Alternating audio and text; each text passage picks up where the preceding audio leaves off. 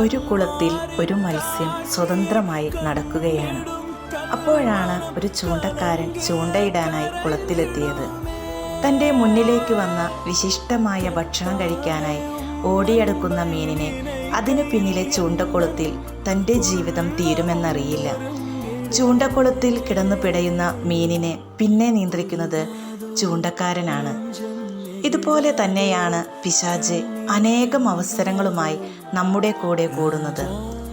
എന്നാൽ പ്രലോഭനങ്ങൾ ഉണ്ടാകേണ്ടതാണ്. ഒരു കുട്ടി എത്രത്തോളം പഠിച്ചു എന്നറിയാനാണ് പരീക്ഷ. അതുപോലെ ഓരോ പ്രലോഭനത്തിലും ദൈവം നമ്മുടെ വിശ്വസ്തത പരീക്ഷിക്കുകയാണെന്നേ.